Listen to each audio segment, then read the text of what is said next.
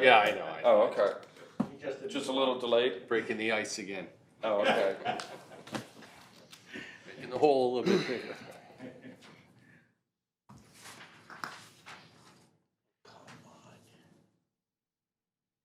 Having rather sparse attendance tonight, huh? Okay.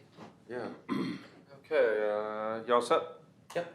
Okay, I call the meeting to order for the East Haddam Planning and Zoning Commission for November 26, 2019. Can we have attendance, please? Barry Brownell, Here. James Curtin, absent. Justin Anderson, absent. Bernard Gillis, Here. Ed Gubbins, absent. Richard Pettinelli, Here. Lou Salicrup, absent. Susan Kinsman, Here. and Jose. Here. Okay, I have Sue sit in for Ed and Joe in for Lou this evening. Okay, minutes of our past meeting, which would be November 12th.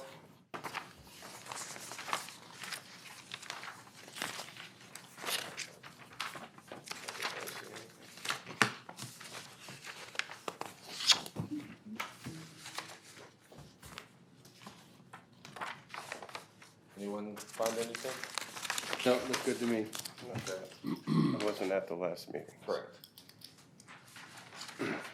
Under the discussion section, item A, regulation review, Attorney Willis and indicated that in accordance with, little thing. And on the last page, Mr. Pentinelli suggested that, rather than suggest to amend. How would you like, what was that? On Suggested? the last page, Yeah. Mr. Pentinelli suggested that, Oh. the current mood center regulations, and then I insert, be amended to encourage proper redevelopment.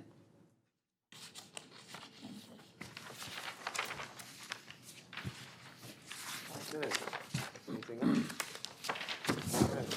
So cut the minutes as amended, please. Bills, I didn't get any. No new bills? We get them once a month now? Seems like, if we're lucky.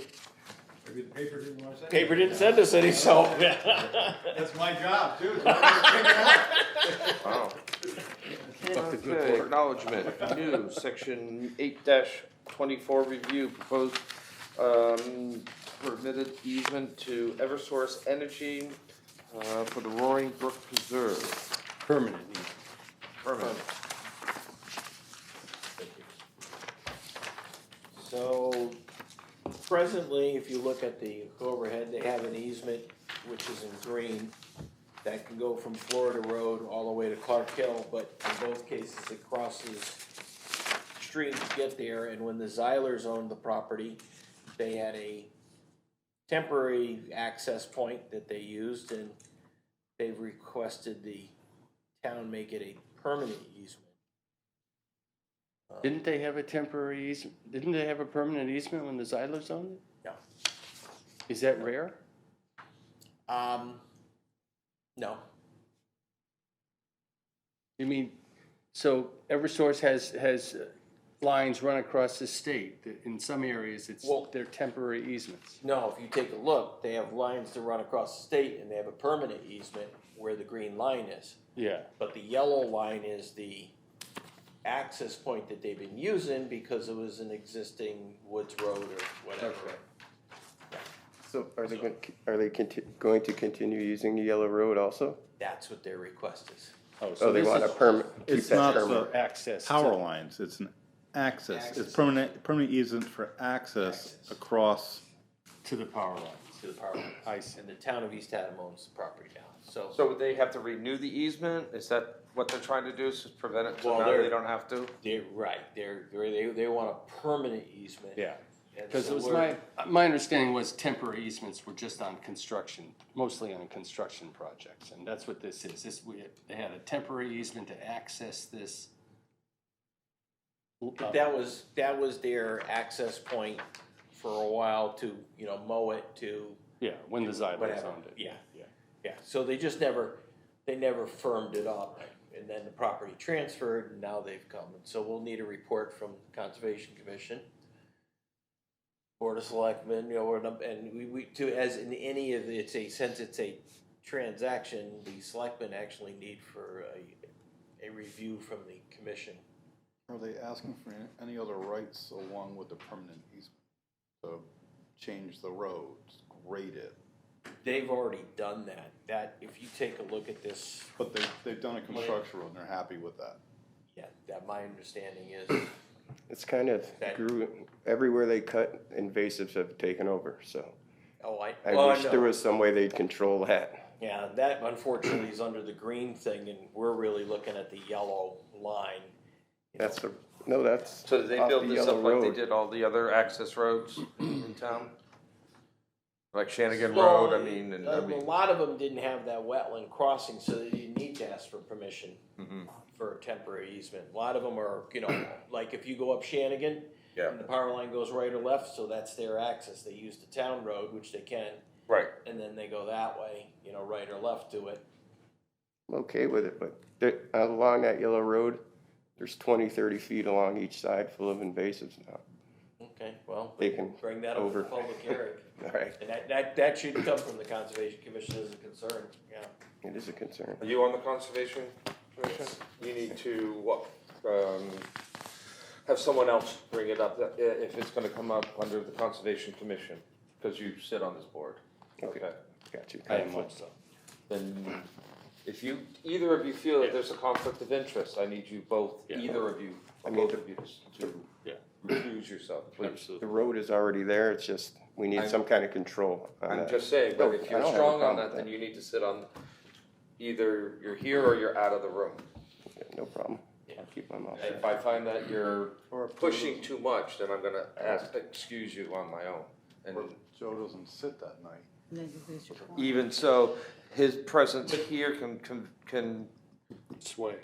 sway, Well, people might yeah. feel the pressure. I I'm kinda, just warning you, okay? no problem. You also, Bernie, you know that. Yeah. Okay. Who's the owner of record of the Roaring Brook Preserve? Town of East Haddam. Okay. Anyone else sit on this commission sit on that? That I better know about. For selectmen. Well, I know, but Rob knows better. So, I do too.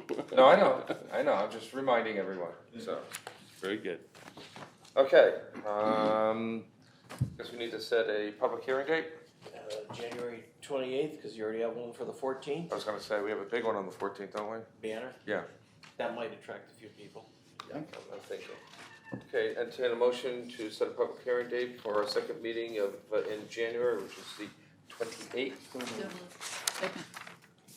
All in favor? Aye. Any opposed? Okay.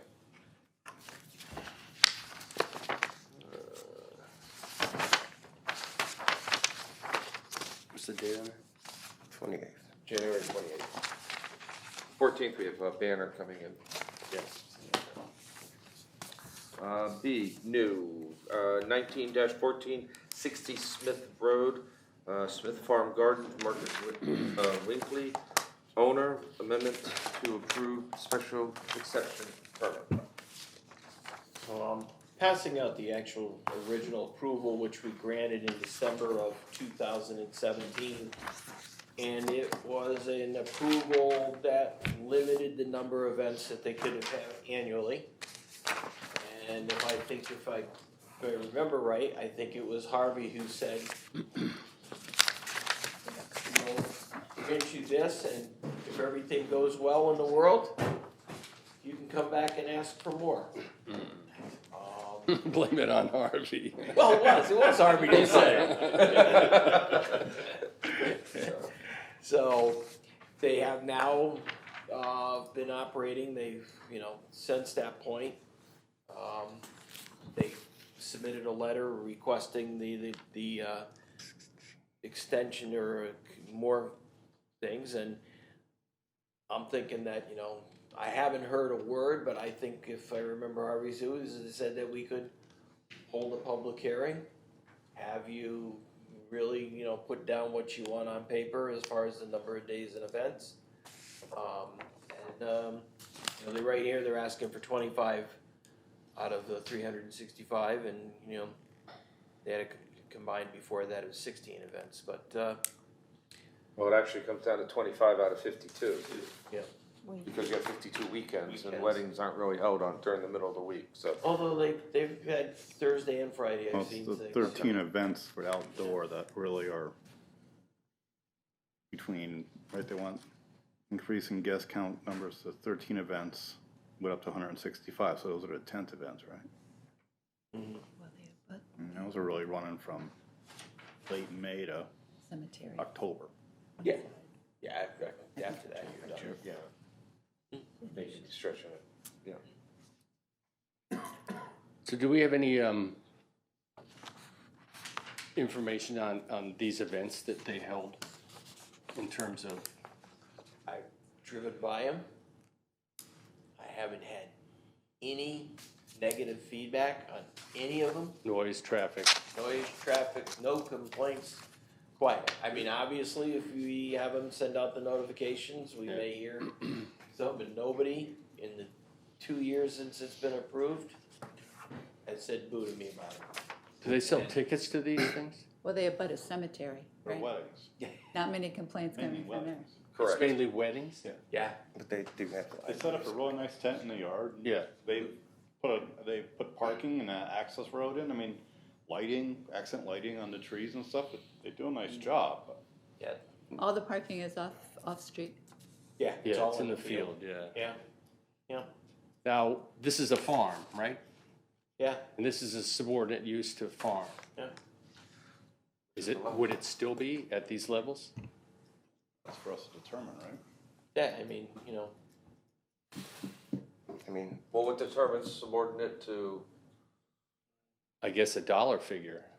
or less than. I mean, they've, you know, basically when you're working a farm and working a yard, you're there every day. If you're holding special events on it, you know, how many out of the year is that? Oh, you're saying time, Time. yeah. Yeah, I'd never, dollars is, you know, I never knew a farmer that made a dime anyway, so. you know, I think if we went by that, we'd be, you know, we'd be asking for trouble. Yeah,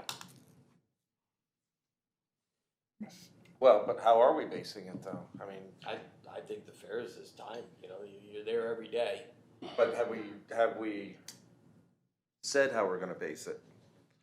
Previous? Not to just start to say, okay, this is what we're gonna do. no, it's just, I think Or does we Connecticut just use it define as a subordinate? secondary use of a farm. Mhm. And I don't think it's really been clarified in any such way. 'cause we only gave Staley's 8 total for the whole year. That's- And they're asking for a ton more, so. I mean, we'd have to offer the same to them. Well, I mean, I think this should. Only if they ask for it. I think this should. Well, I go mean, they public could hearing, ask because for it if I'd we- like to hear if the residents actually are hearing. Oh, yeah, noise it's coming and, up. you know. Yeah, yeah. Lou, the commission member, said they were doing a good job, and he lives nearby too, so. So, He didn't have any complaints. For what? You live- Smith you live Farm. with us. Oh, okay. Sally Creek. My only comment would be Staley's is for-profit, where this would be, according to For profit, Rich. isn't it? According to Rich, these are wedding events that, Yeah, but they For they profit, charge. though. Oh, right, They okay. rent the facility. yeah, that's true, okay. I mean, But we hope they're making a profit. If not, if they're not, and they're asking for more events, they're just kind Yeah. of stupid. Yeah, right. Go ahead. button for punishment. Yeah, exactly. You know, I mean, and we wrote this reg specifically, I think it was, you know, based on what was happening in other towns is that farms, which have the beautiful setting, and the area for parking, the area for tents, other towns were saying, well, you can't do that, and then farmers weren't able to supplement their income. They had some of the facilities, and we actually wrote it, and, you know, it really is a commission discretion, because at the very end of that section that we wrote to allow it, the commission will be reviewing the proposed frequency of events, event traffic, parking, lighting, noise level, sanitation facilities needed. The accessory activities may be permitted by a special exception provided the activity is in harmony with the surrounding properties, with respect to the scale and density of the development, and shall not depreciate surrounding property values, and shall blend the historic character of the surrounding buildings and landscape. Well, that last portion of that sentence, they clearly do, because that is probably one of the most outstanding structures on the street, if not in town. And it really comes down to is the frequency and the noise and the event's gonna be an issue or not. They have a liquor permit. No, they're smart enough not to do that. They let the caterer take that. What page you on, Jim? 11, which is a second part under definitions.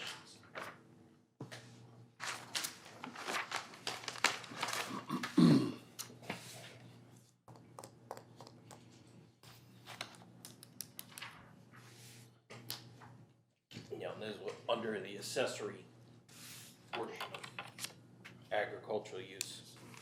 So we only allowed them 12 events per year, and they said they had 16. So did they break the rule there? No, we allowed, it was all sized. Yeah. 12 outside events. 12 outside events.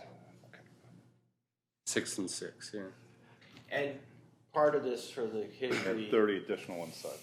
Part of the reason it was kind of held back is they had a special little event called Winkfest, which the kids got together every year and played to, as he told me, 130 decibels at the property line with 6 or 7 bands of friends of theirs. And the neighbors at that time perceived that that's what they were going to invite on a daily basis when they had these events. And they obviously haven't, because they haven't had any complaints of noise. Well, they wanted their pound of flesh for that Winkfest too. That Winkfest caused them a lot of pain and agony, if, you know, and I wish they had told me about Winkfest before they was exposed at public hearing, because I could have had them read an opening statement saying it's dead. You know, and I can understand the fears of the neighbors saying, well, that was one weekend. Now you want to do it 12 weekends or 18 weekends or what, but. I think they, That'll be every weekend this summer, during the summer. Yeah, and that was, you know, that was a legitimate concern, but Do we know what their original ask was in 2017?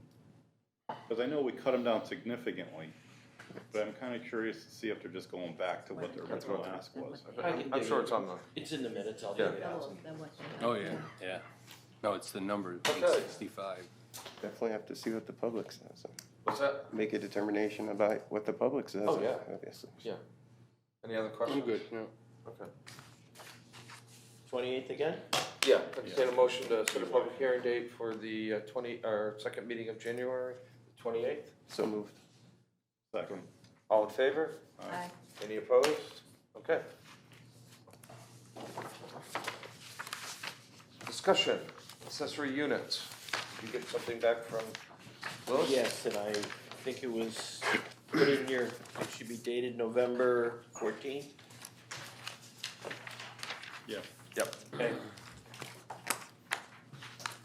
So his real comment overall was at the top, under standards, we had meets the conditions below, and he noted below, and he said, no, it's the requirements.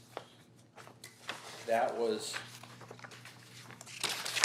his big concern, and also on the second page, when we had the discussion about Chatham Health District and the building official and the fire marshal, he used to say when needed, and he said no, say when required. So if they are required by code to review it, then they can. So those were the two changes. Otherwise, he said this is a discretionary decision of the commission as to the size of the units and the placement of it. Okay.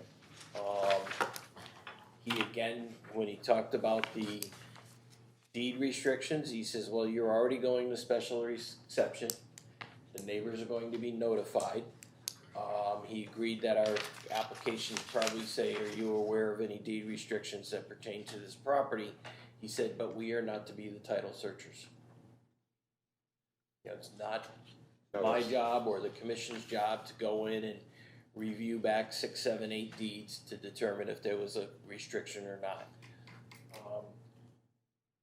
So that answers your question, Bob. Yeah, basically, I just thought that on the application for a building permit, you put on there, are there deed restrictions? And let people check them off. If there are, there are. And so that way, at least they are realizing there are deed restrictions. Yeah, but I can tell you, not in every case they're gonna be able to have the capability of finding them, they're not. Yeah, Are they even gonna know what they are? yeah, I would say the ones that are within the last 20 years. As long as it hasn't sold 3 or 4 times. I know, the ones, I looked them up after you said that, just to look at my I don't own. know. They're on there. I've I mean, closed on you 2 told me, houses. you told us last week that Nancy did find them. Oh, yeah, if you dig back far enough, you Yeah. can. But, But I've Some people closed don't on wanna 2 find houses, and I understand what they're talking about when they're talking to me, and I can't tell you if they, I mean, they just throw so much at you, sign this, sign that, sign this. Yeah. The average person doesn't understand what a deed restriction is, it's not gonna remember it. It could be very big if they don't understand. But typically there's, Connecticut Light and Power, and then your deed restriction for easements on the property, and then basically your restrictions and covenants. And those are, usually 3 or 4 that are on your deed. You don't have to decide what they are, but they're there so that you know CL&P's on most of them too. And you want to know that CL&P has some easements to your property and what they are. So hopefully the attorneys are explaining that at a closing too. Yeah, how difficult would it be to have a box? oh, it's a box, but, nor am I, gonna give somebody the Spanish Inquisition, are you sure? Right. Have you checked it? No, I know, but You know. when they put their signature to it and He say gets us there off isn't, of and then somebody comes in here and says, yeah, there's a deed restriction. And they may check it off saying not sure. Yeah. I wouldn't give them that option, No. Well, yes or no. well, that's it. yes or no, I know, but they still might. Well, write- they'll it just might be check the no right because info. they don't know what Yeah. you're talking about. Right. Want to win your But it attorney? might just bring them to the point of saying, okay, maybe I'll get it. Check, yeah. That's really what it's doing. Mhm. Maybe I better check and see if they're on. And you know, I'll bet most of those that are on. He does now. Yeah, I do now. Like, who do you know? Of course, and I will have a sidebar too, is that, and Attorney Willis did, he goes, since when did the developers become the planning commission? I mean, he goes, that fight hasn't been fought yet, and it might get fought somewhere. It legitimately might get fought because somebody could rightfully say, I'm bringing something that is legal within the township that I live in, and yet these deed restrictions, which are outside of the purview of zoning, are placed upon me. Or And you can also take and say that the developer is not selling you that right and you're not paying for that right. Yeah. And so, that's what I look at it as, I'm not selling that. I'm not gonna get into that fight and lawsuit, but I'm just saying, Okay. That's not our battle. Right. I have a question. When you talk about the owner of the lot must be an occupant of one of the dwelling units, do we define occupant? And do we want to put a time? no. Okay. Just Because time, they no. might be there for the day, Well, And, well, it's supposed to be, then they live there. But we're not knocking on the doors to, there are some towns that make you go and file paperwork and register and all of that stuff, and I'm not suggesting we That police gets to it, but I be- don't see anything in our definitions for occupant, so. well, When you occupy. Well, we have occupy, but we don't have, Yeah. well, of course, if it isn't in here, and you can't define every word, refer back to the dictionary. well, I think that's material. We can add that definition, that's not the end all. on our definitions on this or in our regs. No, In we our put it under definitions. Okay. Yeah. So our next step is public hearing? So choose to.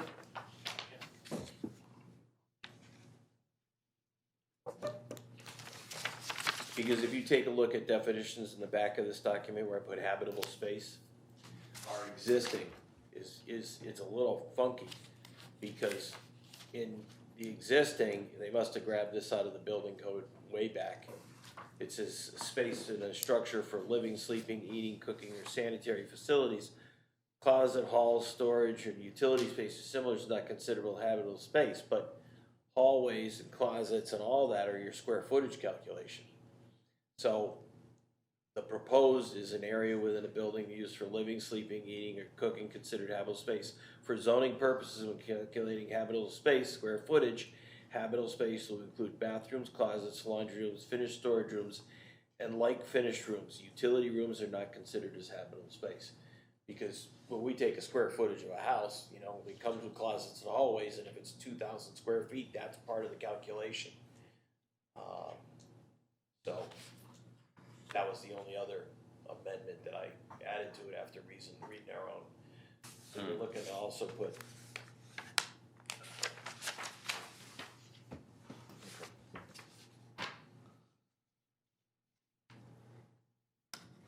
Commission care to send this off to a public hearing?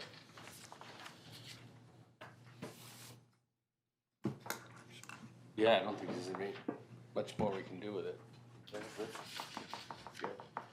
Okay, so that would be 45 days out, is it? Yeah, and if you want to put this one on the 28th also, it'd give you enough time to notify the regional planning agencies. And Let's go to the first meeting in Yeah, I February. was gonna say, is it that much of a rush? Yeah, Because so the first I have a meeting in feeling February. 60 May might be long. Yeah, February's good.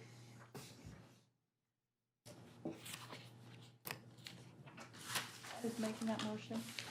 Bernie? We haven't made it yet. Yeah, motion to set a public hearing for February 11th. February 11th for the change in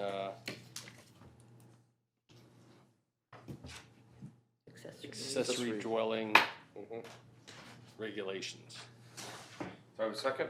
Second. All in favor? Aye. Any opposed? I Okay, guess that would be an amendment, Tony, yes. to.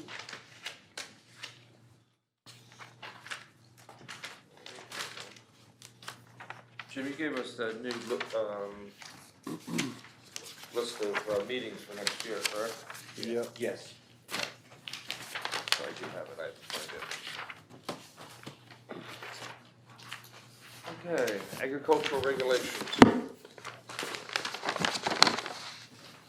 That's next February February 11th. 11th. No, I got it, thank you. Okay, my question is when you were looking at this and you're changing, what was your reasoning for changing the setbacks? Or lessening the setbacks? so the idea is we had a standard agricultural regulation that's Correct. more or less been in place with the same numbers since probably 1961. And with that, we've had an incidence which prompted the start of this, an incidence where somebody moved in with a major agricultural endeavor, and Chicken man? Thank you. he kind of abused what he had there, and it was overwhelming. You had all of a sudden 10,000 to 30,000 chickens in the barns that had all been developed all the way around, and it was a mess. So that prompted the idea that maybe we ought to have some discussion about having greater buffers for those type of facilities and activities. At the same time, in my job, when I have people come in with 4-H projects or smaller venues and stuff like that, they get told that on smaller things that they just can't do it because the building has to be 75 feet from the property line and 100 feet from the road, and there's just no way to go that route. This is one of those things that's kind of silly to send somebody to the zoning board of appeals because there really is no quote-unquote hardship in that case. So that's where I kind of, looked at some other communities and they had some sliding scales to it. We're talking about agriculture. And I looked on both sides of the problem. Lebanon, obviously, with all their chicken farms, looked to kind of bump things out a little bit for those bigger venues because there's the noise. 24-hour operation and the odors. And I looked at some of these other towns that had smaller, you know, allowed it to kind of promote a rural character. Hey, Jim, do you have an extra Yep. copy of those? Maybe I did. Did you guys get one? I've got one. Oh, okay. Yeah. Joe didn't get one. So to start off, we're gonna try to make a clear distinction between commercial operations and hobby farms. That's what this has as a proposal, right? Because it, you know, has hobby farm, it has intensive commercial operation, you know, But a hobby farm can have 199 chickens? That's a big hobby farm. That's a big hobby. that's why I kind of left it for discussion, so you can poke holes in it. My question too is why didn't we set definitions on the number of animals that would be allowed? Like Canton, I think, Yep, had those limits. I thought that was what we're gonna- reasonable. that's we're what I gonna wanted do. to hear from you. I mean, even though you've incorporated, the best management practices, I don't think that's available generally to the public, and I think it would be, more helpful to people to know if there's a definitive number and what Yep. types of animals would be allowed. Well, And that's I see kinda that we'd why incorporate we're this here. by reference. That's the kind of, So Shady Brook under your dome is would be considered a commercial operation. oh, that was an intensive commercial Yeah, operation. That wasn't your normal, Now, to Rich's point, 200, 300 chickens be a commercial operation? 199. Yeah, I wouldn't well, want my neighbor we get to have write the that. rules here. yeah. I have two I guinea mean, you hens. could write a hobby farm and you could say something. There's some like- towns that put the limit at 12. For hobby farms, yeah. Yeah, 12 chickens. I'm thinking like 50, I don't know, you know. 50's a lot. Yeah, Well, you're gonna give them That's a 200. bit- No, it wasn't, I left it open, I left it for discussion. I mean, you know this town better than anybody. What do people have out there for chickens and ducks? What do you have? Too many. Oh, wait a minute, come on, Steve. So, it is easy to have 20 chickens, that's not, you know, Okay. out of the realm. Is it easy to have, you know, 2 or 3 geese? Yeah, you have 10 geese, pain in the neck. You have 20 ducks, pain in the neck. 5 or 6, you know, not too bad. Rabbits though, oh my god, you know, rabbits don't wanna count rabbits, because you could have 10 and then all of a sudden have 200. And then you know, Do we currently have any fur-bearing animal farms? none at this time. Well, we Or- have beefalo, don't we, still? Yeah, that's not fur bearing, cattle. it's beef, Beef, okay. Yeah. Oh, for- Or commercial slaughtering facilities? not yet. Not yet. We're preparing. Do we want that?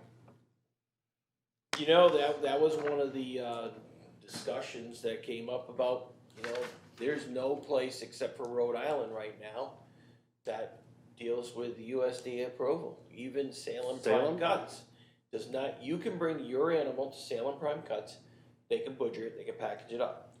You could not take those packages and then resell. Well, butchering and slaughtering are 2 different things, aren't they? Yeah. So slaughterhouses, Slaughterhouse, but a slaughterhouse that's USDA approved is a whole different, you know, thing. well, I mean, I gotta think that would need a sewer. Hmm? No. You think? Slaughterhouse? No. Take a lot of water.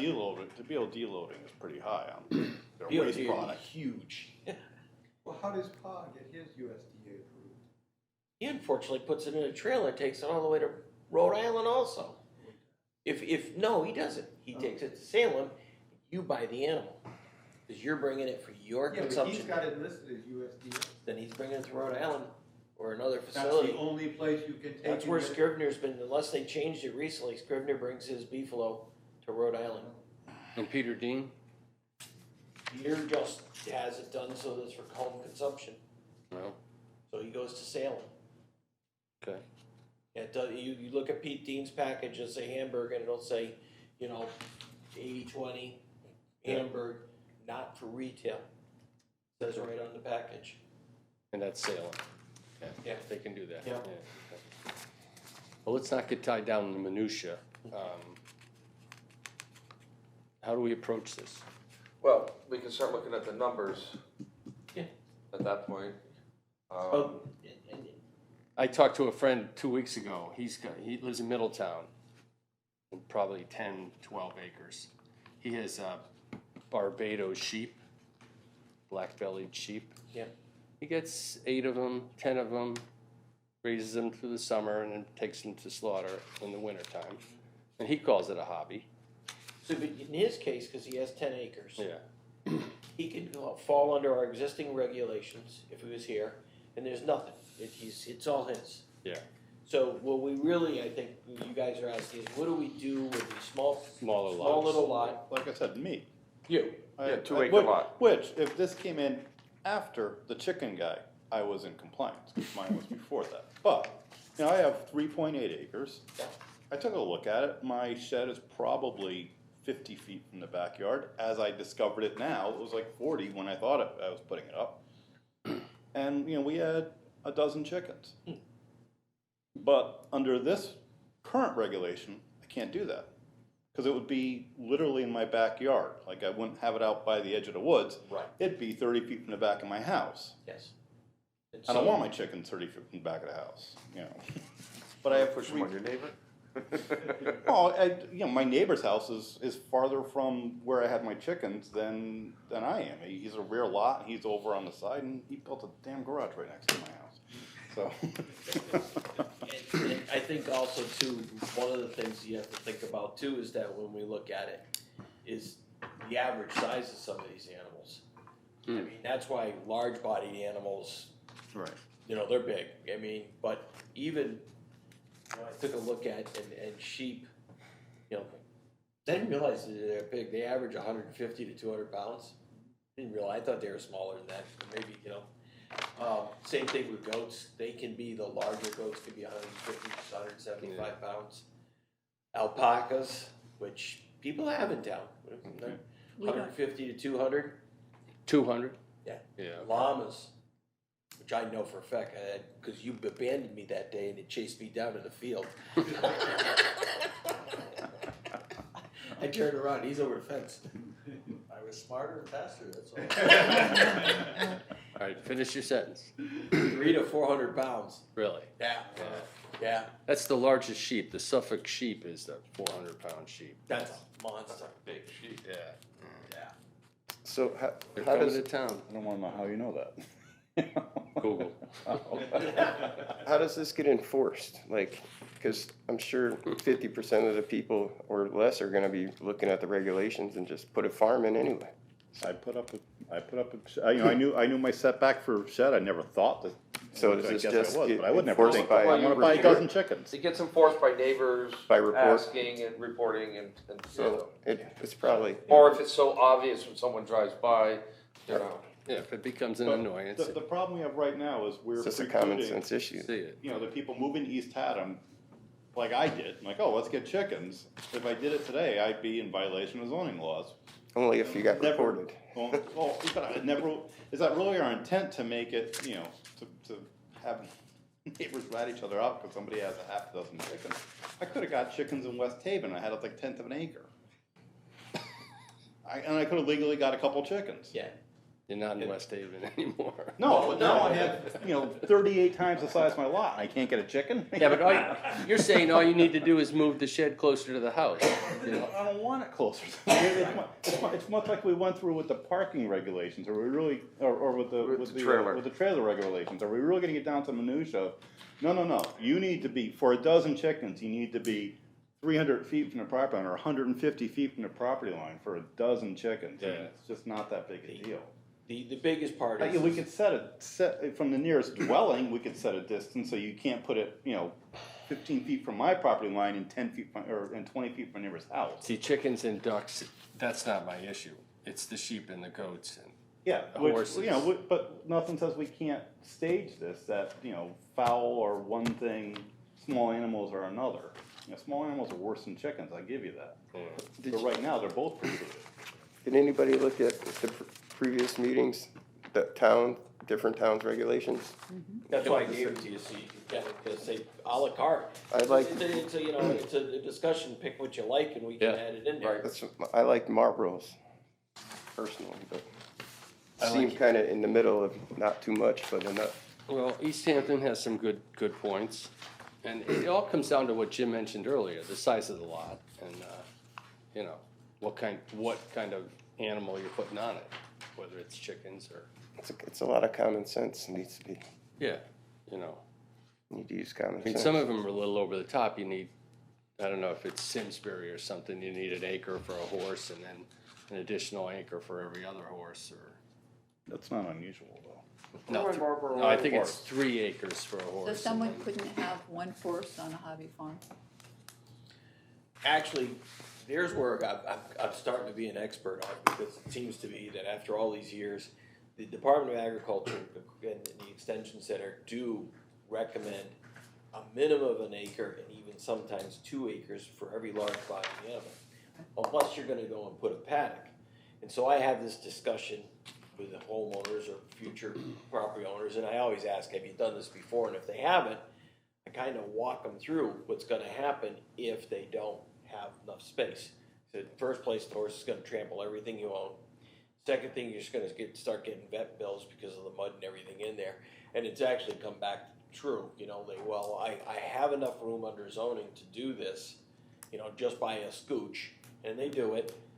And then you drive by after 3 years and everything's all cleaned up and it's all gone because the experiment didn't work. And so we do in the office play a big part of, you know, giving them the information from the extension center and then looking at the land and giving them the type of soils underneath it. Because that's the one big mistake you don't wanna make. When that animal's too crowded in there, that's when I do get the complaints. And then they start calling the Humane Society and all of that gets, you know. So you really need, for the horses and the cattle, you need some space. Yeah. You know, or unless you're willing They to need spend. space. Yeah, they do. They do. And if you wanna do a paddock, that's supposed to be a large, crowned gravel with then clay over the top so it sheds off. It's expensive. Mm. Somebody just put one in on Petticoat Lane. Yeah. Marlboro, Yards. Your neighbor. Just down the road from me, you go by their house, that yellow brick house, they just put the big, That's paddock in. is that what they're doing? The one they spread, Yeah. road, stuff collected from the road? Chipped asphalt? No, I thought you said that they spread a bunch of stuff they got out of the street sweeper back there or something. No, You're the kidding yellow house, me. they put a paddock right in front of it. Old, I haven't checked that. oh, okay. Street sweeping should not be spread. I thought that's what Craig said one meeting. Yeah.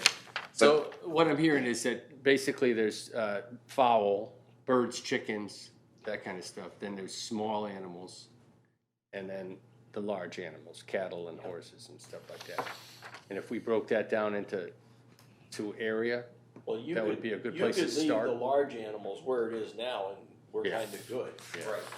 You know, We are. because 75 feet is a good number for large animals for a building, because someone could place their well 5 feet from the property line and their manure pile is gonna be outside. Now you've gained 75 feet from a manure pile from a potential well. I was thinking more lot size. You know, there's a house I go by that their well is where the horse runs all over. That's their own fault. You know? 140, 145. I had a question on the agricultural buffer, on intensive commercial farm operations. Why would you reduce the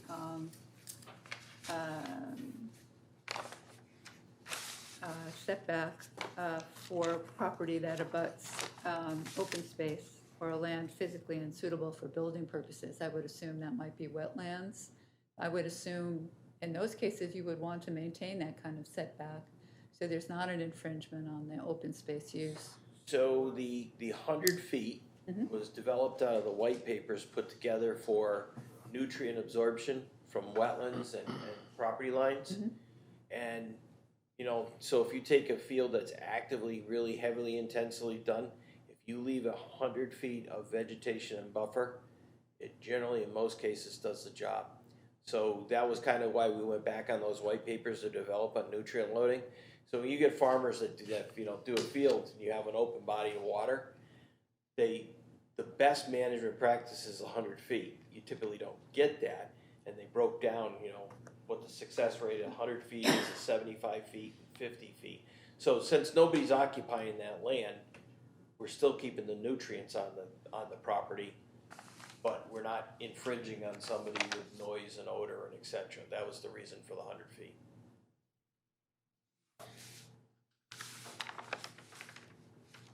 I don't think that's a great idea. I don't think you should really make an exception for commercial farming operations.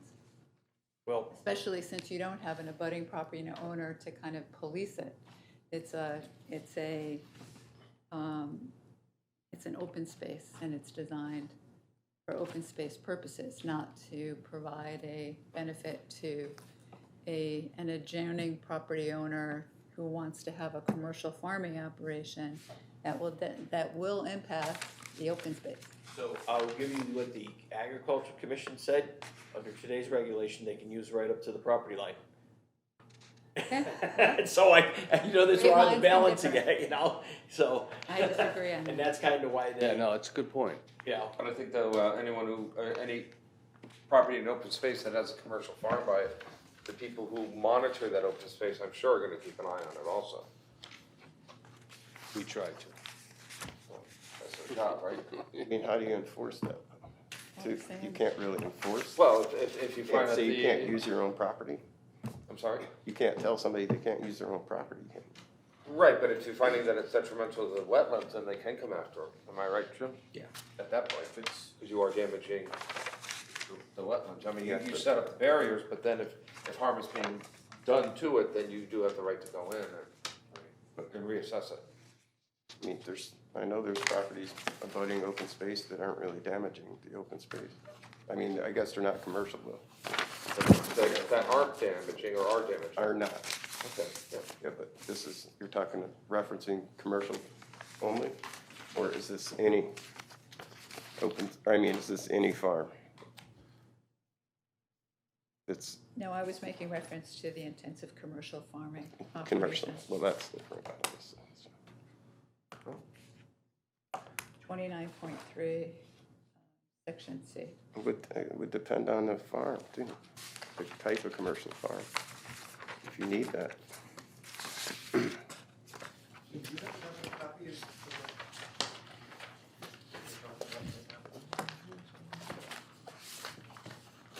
other towns. No, if you don't, I can get one to you. Direct for a second. No, I got the other towns right, so I Okay, just don't have. I'll stop in the office. All right. I mean, we're just starting to look at this, so we've got a long ways to go. Yeah. You know, so we're having an open discussion. We still have a lot of other members that aren't here too, so. Yeah.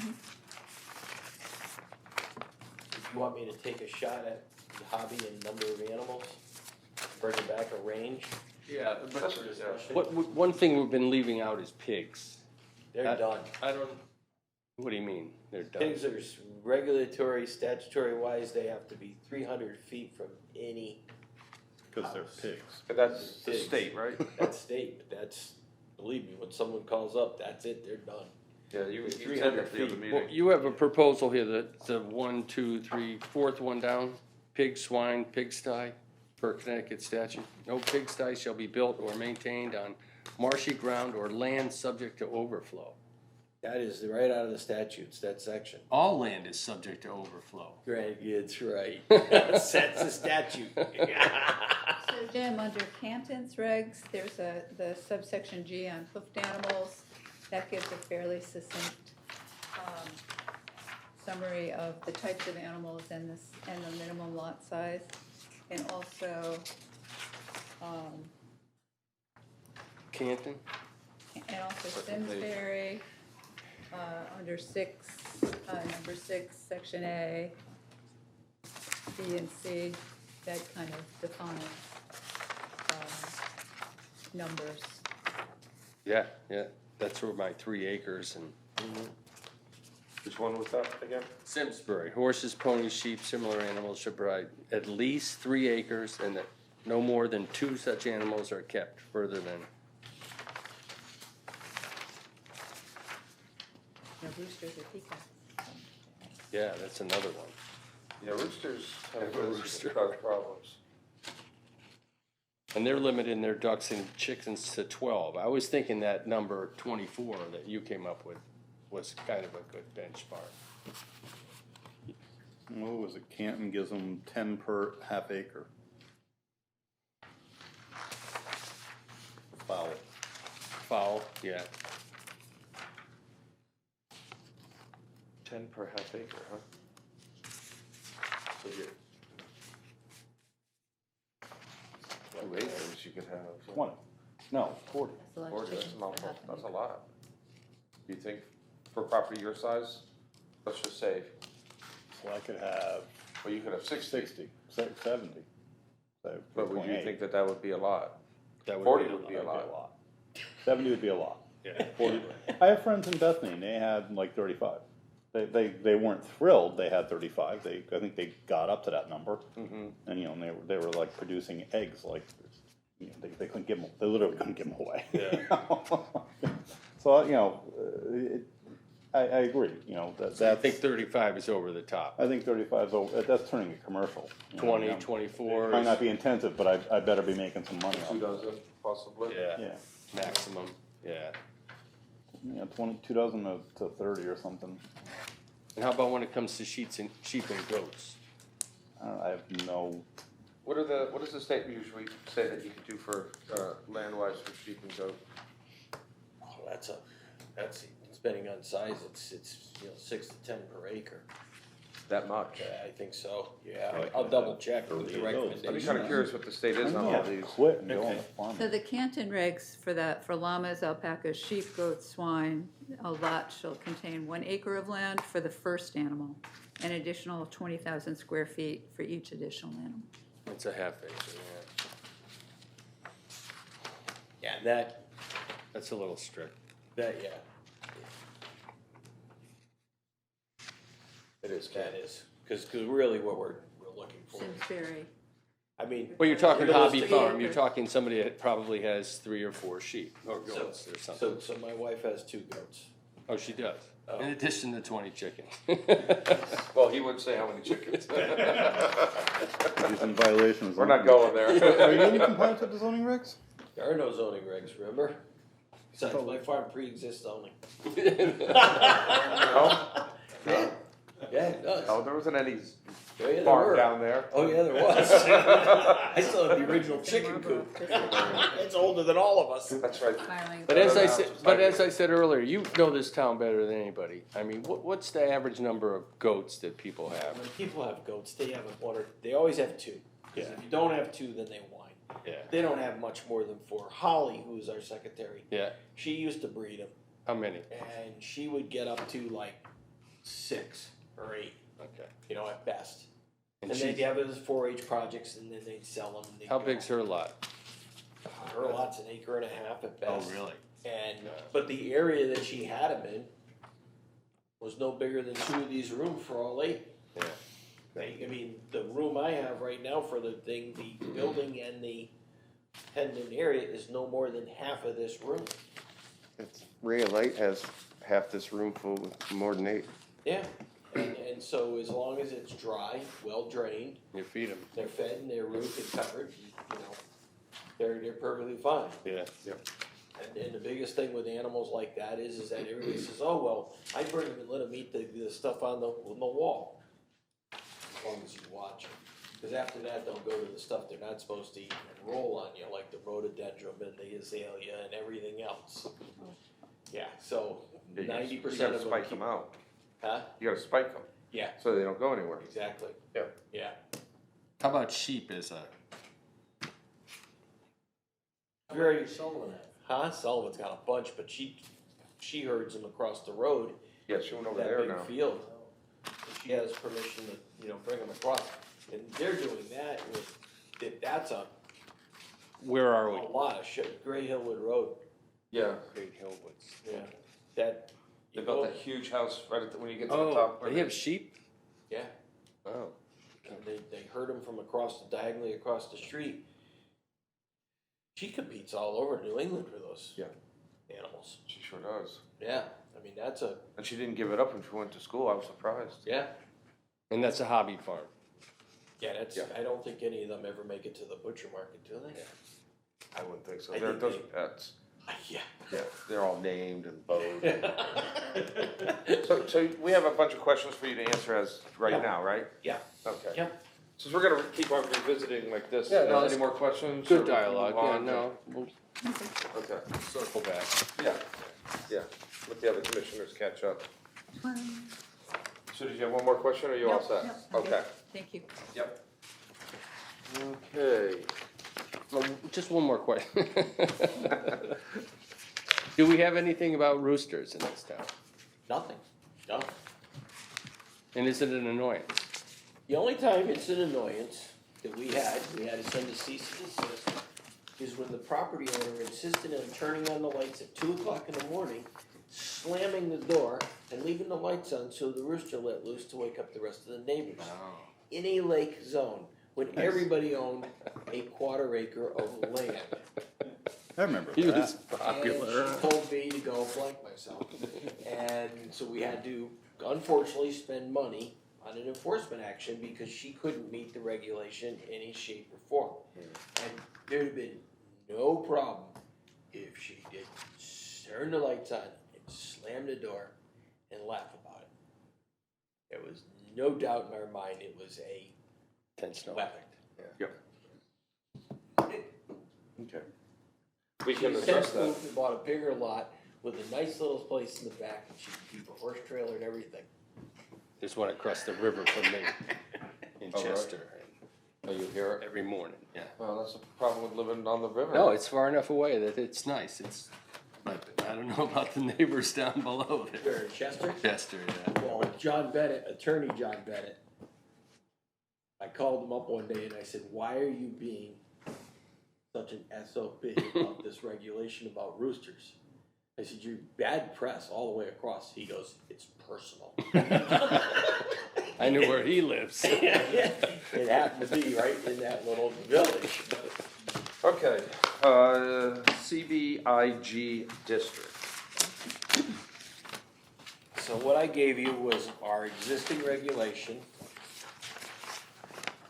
and how it all folds into what we ask for in special exception review with appropriate use, architectural, historic preservation. So, because if you just read it outright, it looks like it's kind of blind. It doesn't have a lot of, but we do ask it under special exception, we have the right to ask for things like landscaping and lighting and. Do you have a couple building extra materials. issues for the Yep. gentleman? I'll take one. Here, Rob.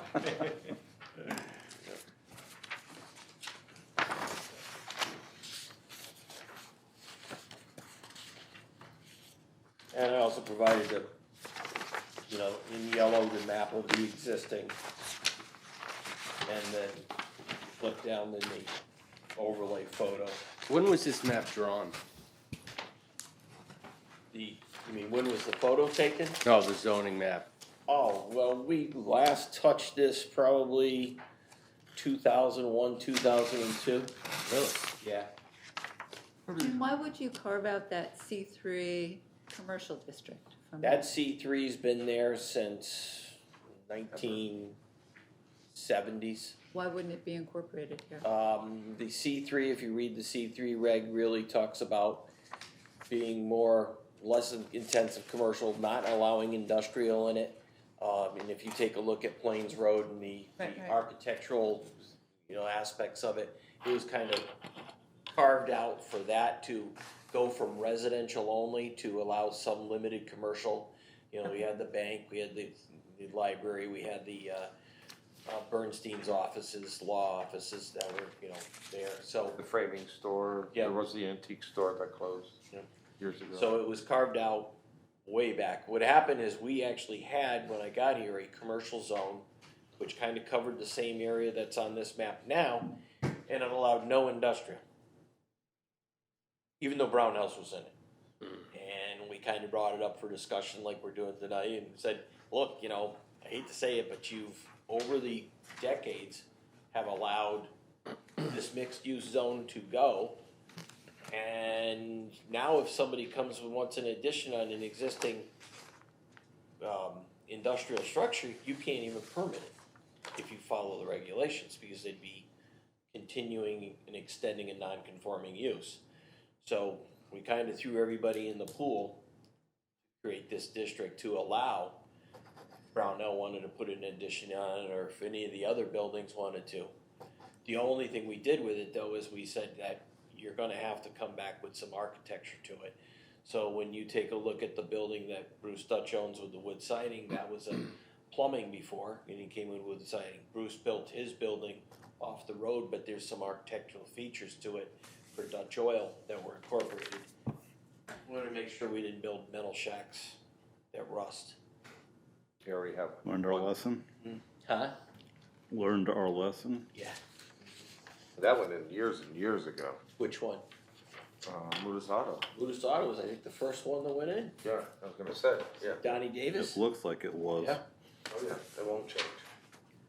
So, Mike, I have a question in your intent. You said each application will go through a special exception application.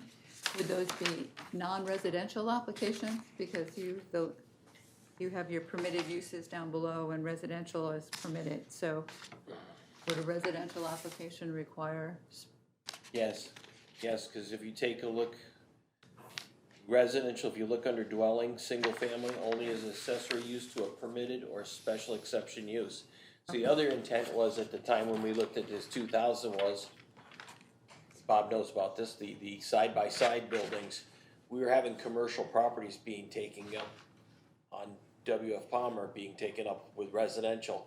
So we said, you know what, we want to have mixed use, but we'd like to have the ground floor be the commercial entity and then the upstairs be, so just about anything that happens in that zone comes to us for review. So remind me, Jim, why are we looking at this again? I don't remember discussing Because I it. suggested we take a look at it because we have the main anchors in Mudas vacant. And if we're gonna do anything, it's an opportune time, I think, to take a look at it. And if we're going to encourage people to come look at these, maybe we can get lucky. I doubt it, but maybe we can get lucky and get somebody to start fixing Mudas. Yeah, but the leasees aren't gonna, the people leasing aren't gonna be fixing it. No, but the opportunity's still there to fix it. Be nice, I mean, but- it's busted bad. You know, I mean, that could and be it's part it's of- not what anybody in town wants. I mean, you know, with Nathan Hale going out and Griswold going out, and you walk around town and people are asking what's going on. And, you know, Mudas is universally seen as a mistake. Yep. So, you know, I guess. We need You new know, ownership. ideally, we'd like to recapture some of what was lost in the brilliant, you know, redevelopment. And our zoning regulations encouraging that. And so I looked at, you know, we got a 30-foot setback. Do we really want a 30-foot setback to, you know, is that what the commercial, is that what the atmosphere we want is, which is akin to suburban sprawl? Or do we want to encourage, I mean, you know, you're a developer, right?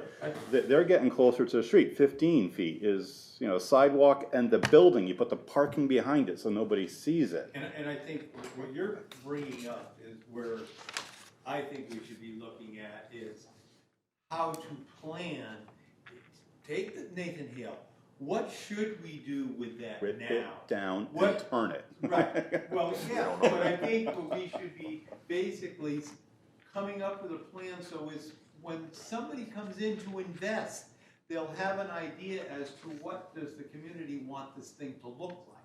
And if we've got, you know, 3 sites up there that are available. And it would be nice if we had a plan rather than just start plunking more buildings without I any think- thought as to what is the big plan. I think a master plan's a good idea. You might wanna talk to, I don't know, the selectmen about taking a look at that. But, you know, we also need the zoning to accomplish that. And, you know, looking at the current zoning, I don't think we should apply the changes to the entire zoning area. You know, the area I think we wanna concentrate on are the 2 main or the main avenues, 149, 151, and, what's the doctor on, Bill Williams, right? WF Palmer. WF Palmer, thank you, yeah, I got those backwards. Down to the doctor's office, and after that, no, that big farm area is good light industrial, and we should leave it that way, but, do we wanna look at encouraging them to change or enabling them to change the character of Mudas? Because I certainly don't, I don't see anything happening, realistically, but I don't want, No, but I think. I don't want the zoning regulations standing in the way. Is that a zone change though, Plan. to break that out? I think so, I think it's like a village district or something that would apply to that and change the setback. The height's 30, so that's a 2-story building with a peak, What I have so that's found, probably about right. what I found, that when we start to do something this intensive, when we start doing it in a large group like this, we get bogged down. I'm wondering if we should just break it down and do a small subcommittee, let the subcommittee hammer out the little details, and then bring it back to the big one. Otherwise, we could be here for, well, see how long it takes us to go through some of these reg changes. I would suggest, and I'll throw it out to the commission, even though the whole commission isn't here, I would suggest that we would take, if the selectmen would like to have one selectman, 2 people from economic development, and 2 from zoning, and just see what they can hammer out. It's just a suggestion. So it's my idea. Because you know how things can take a while for us all to be Yeah, here. absolutely. It's my idea, so I think I would volunteer to. Well, I realize that.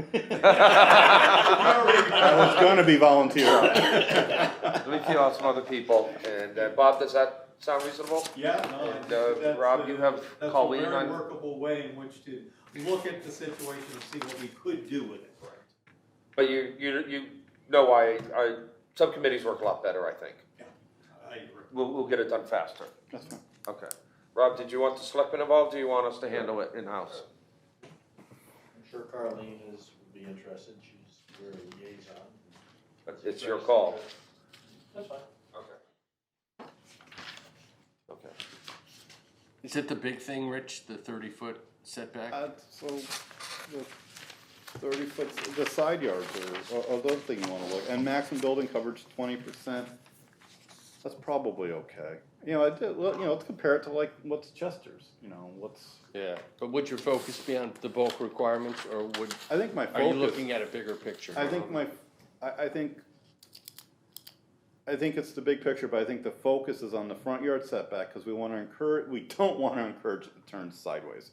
We wanna encourage them up against the street. It also is traffic calming. When you do that, people don't travel as fast on 149 because they feel penned in. So you want to encourage that. You get a more walkable, the community sidewalk, whole 9 yards. You get the parking out of view, and then you want to encourage height and mixed. I think a key there would be mixed zoning vertically. So we allow the Mixed bottom use. floor office or the bottom floor commercial, second floor office or residential. How about if you shoot towards setting up, try to get a first meeting sometime in mid-January? We have the holidays. Yeah. Okay. Your commission, figure out who you want, questions you might want, or material you might want. We can get it from the land use office before we start. We can have Jim and Nancy do some groundwork before that, and we'll work on our side. I'll talk to a couple planners. I work- Is this Okay. something we can get grants for the state to help? We might, they did the last time, and look what happened.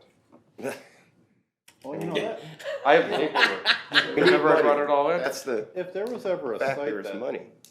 I'm sorry? I mean, that's the thing holding back Tiger- change up there is the money. well, it's not transportation Yeah. driven, but the No, Tiger it's grants not. could have worked. Yeah. Build grants might come out with that type of stuff, and Mudas is distressed. And it's really, much like all the work I did on 34 in New Haven, because it was bad 1970s urban planning. This is bad 1970s urban planning. Yeah. If you build it, they don't come. Okay.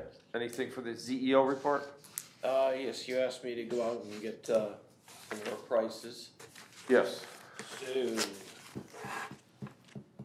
Minuteman Press came in for the 100 copies as we asked for them, for $2,510. The print house came in at $21.16. Northeast Printing Network came in at 1,872, and Advanced Reprographics came in at 1,750 for 100. That's what, Yeah. we gave you that one. Yep. Advanced- So those are the So we use four advanced that- print- You got another one, because you only had two before. So I got two more this time. Two I more. asked three more, but only two responded. Right. So You throw out the top, the bottom, and work in the middle? Or do we just go for the low one? I mean, the Have you worked difference with them? between the two lowest, So The print, one that did it print house and before- advanced are the two I gave in.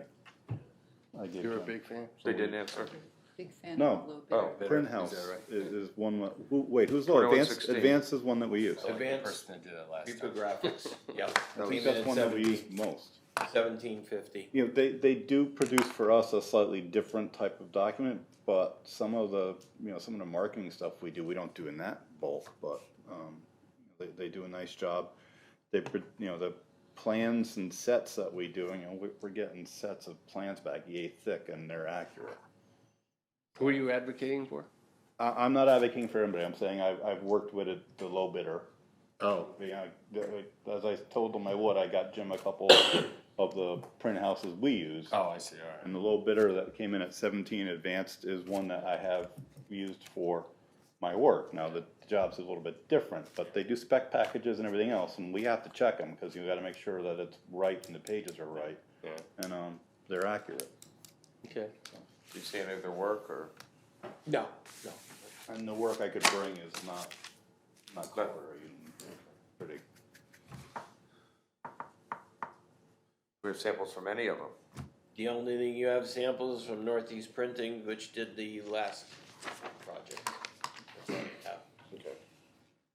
I mean, for a project like this is actually a small job for any of these. Oh, yeah, you're right, companies. exactly.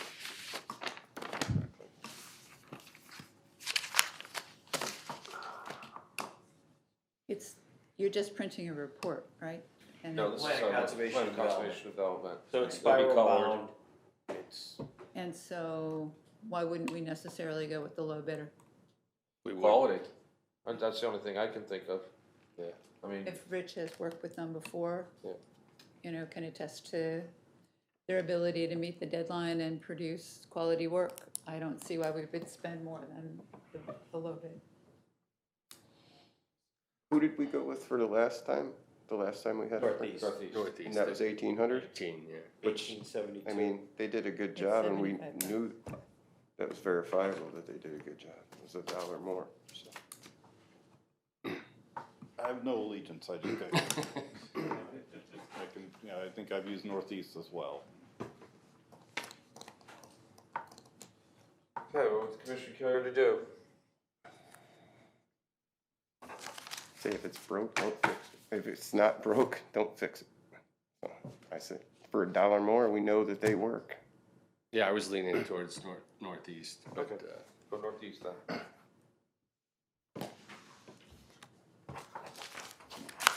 Okay, anything else, Jim? That is it, except that I unfortunately drove around and found some orders, so it's gonna be a long personal coaching project on a couple houses that I have. Orders? Or Oh, yeah. turn My wife around a calls me corner a and like, oh my God, what happened here? So, Okay. but I'm gonna, we're not gonna do the cease and desist, we're gonna do I need to meet with you, I need to talk to you, and develop a schedule. Because a cease and desist and a notice of violation is a waste of time. Months. So, Wasted time. it's so, Okay. did you hear somebody barking about me, that I've been there too often? Well, no, I I'm hear gonna that be all, there a lot. I hear that all the time. Oh, nothing's changed, Jim. There's no other way to deal with it, unfortunately. Right, right. Okay, any other business? I got a couple questions about Banner. Do you know that the homeowners have taken over management of the place? Yeah. You do that? Yeah. Know that, okay. Yeah. And, will they get green cards for this change? No. No? No. Okay. I'm sure they'll be aware of it. No, but though. the totally guy, the aware. guy who was here that we scheduled, Yeah.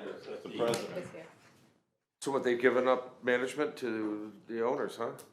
They've given management of they spend a homeowners association. There's an association in charge of management. Yeah, so the association fees that they go to, they now have their own board to Control. direct the association fees to be spent in which way. Okay. But they've got some existing contracts that are in place that are there, that, you know, painting of all the structures and, you know, some of the roofing and some of the guttering, and they thought for a while that they were also in charge of the sewer system, and that's where I had to correct them. I said, no, you get to pay for it.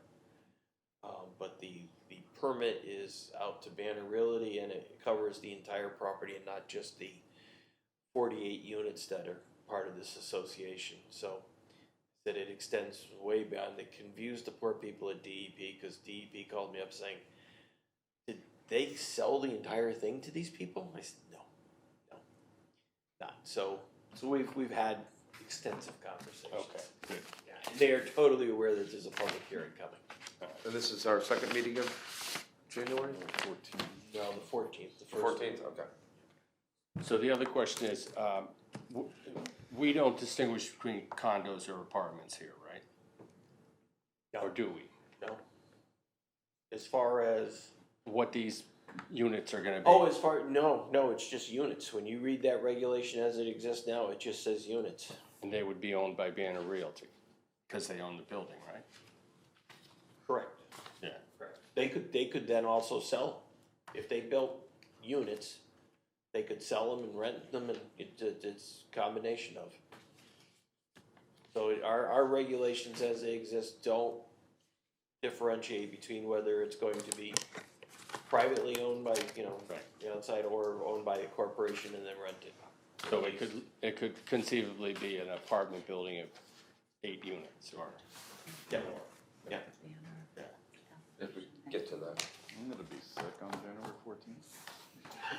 That's fine. It won't be that crowded, trust me. Okay, I'd entertain a motion to So moved. Okay. Adjourn. adjourn. Do I have a second? Second. All in favor? Aye. Any opposed? Okay. Happy Thanksgiving, everyone. Sure. Yep. Eat fun, relax.